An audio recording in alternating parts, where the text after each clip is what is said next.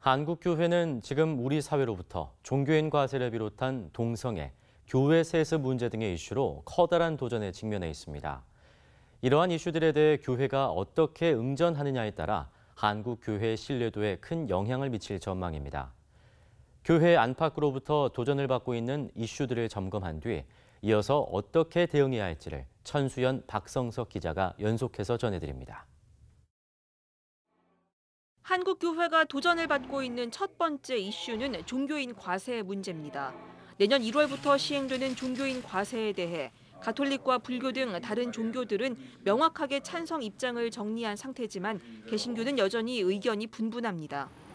진보적인 한국기독교교회협의회는 종교인 과세를 지지하고 있지만 개신교 대부분을 차지하는 보수권에서는 종교인 과세에 2년 유예를 요청하고 있는 상태입니다.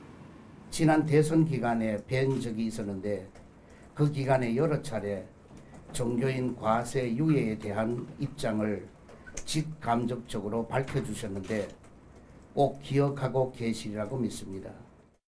교계 보수권은 종교인 과세가 시행되면 결국 종교 과세로 이어지고 교회의 세무조사 또한 불가피할 것으로 보고 있습니다.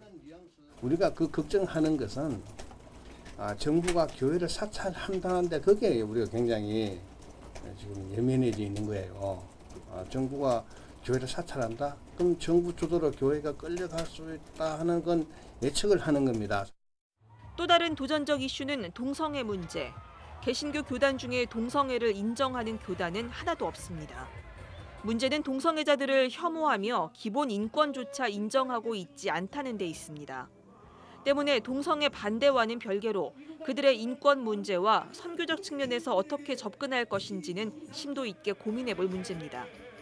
그분들이 잘못된 문화에서 나올 수 있도록 그분들의 심정을 이해를 해주면서 그분들을 서서히 복음으로 끌어들여야 된다고 생각이 됩니다. 교회 세습 문제도 한국교회가 극복해야 할 커다란 과제입니다. 특히 대형 교회에서 교회 세습이 잇따라 이루어지면서 한국교회가 사회적 비판에 직면하고 있습니다.